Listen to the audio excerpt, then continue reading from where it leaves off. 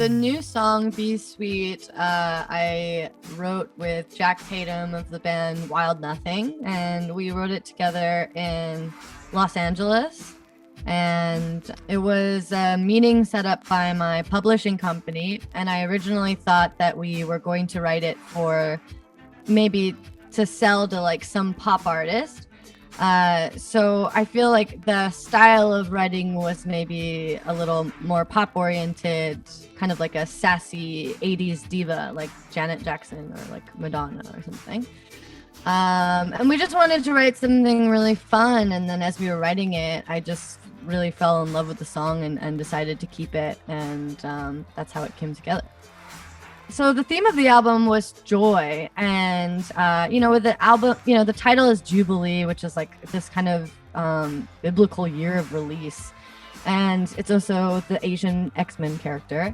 And I wanted to write an album about joy because my first two records, Psychopomp and Saw Sounds from Another Planet, they were largely about the death of my mother and about grief and sort of like trauma and suffering, a lot of like really dark, heavy material. And even like the colors of the albums are this kind of like melancholy blue and like red and dark, like black. And so I just, in my head, I was like, I just saw like a yellow image and like lots of warm tones like for the next record. And I just think that it was a natural sort of progression of like coming from really dark material. I wanted to do something really unexpected and write about joy.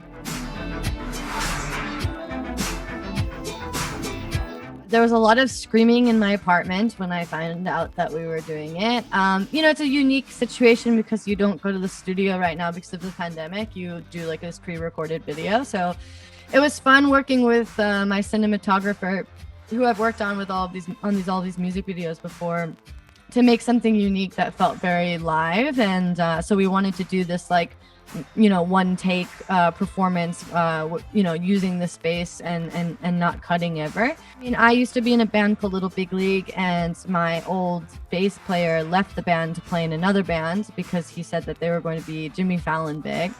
And I was like so full of shame when he told me that, because I felt like we would never be good enough to be able to reach that sort of level. And then a year later, he got fired from that band. And when he got fired, I was actually like, Japanese Breakfast was starting to like tour. And I was like, you know what? Like, we need a bass player, come join my band. And then 3 years later, we got to play Jimmy Fallon together, and I got to roast him on national television. So it all worked out in the end. It was very like just like a full circle moment, and definitely like a career highlight, I think.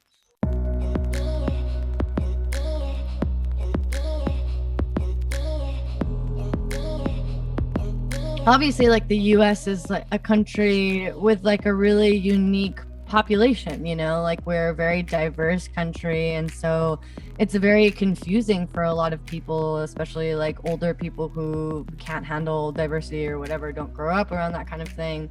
But I think that a lot of the issues that are happening with the violence against Asian Americans is largely because people in the US think that we all look the same, and they've targeted they've targeted Asian Americans, I think, largely because of the coronavirus, and have blamed Asia as a whole for the sort of like suffering that came with this year.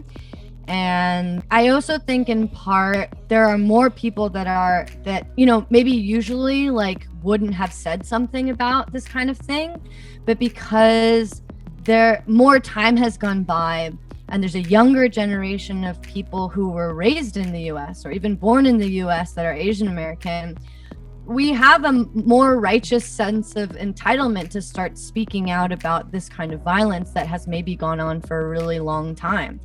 And I think maybe we're entering this new generation that's like no longer willing to just like put our head down and accept what's going on, because a lot of us feel like, you know what, I am American. I was raised here for my whole life, and I'm not going to be quiet about it. So I think that we're seeing just like a lot of reckoning with that kind of violence.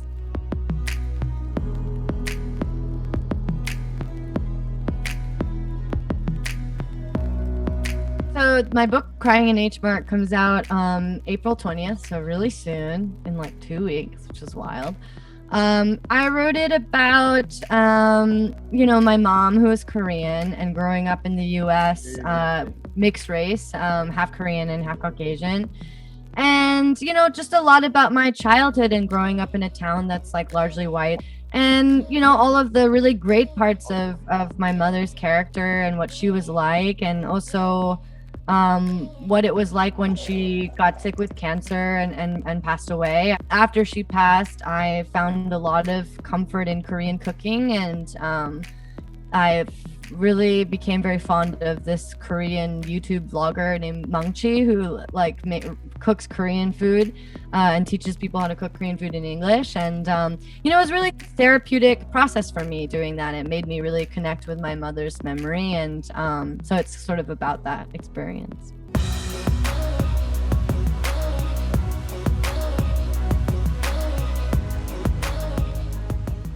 That was really fun. That was like the first festival we've ever really, like that first outdoor festival that we played in Asia. And so I knew for a long time, like I had so many people online saying like, come to Manila. And I was like, why? Like, how do people know of us there? And so I was like really curious about like what our fan base was like over there, because I don't know that many US musicians that have toured in the Philippines. And because I'm Asian, I was like, I really want to tour more in Asia, and I specifically really want to go to Manila. And so, yeah, I just remember it was so hot. Yeah, I mean, but it was so much fun. Like the vibe of the people is like what I really remember. It was just like really like sweet crowd, and like I felt very, very welcomed there, and I can't wait to come back.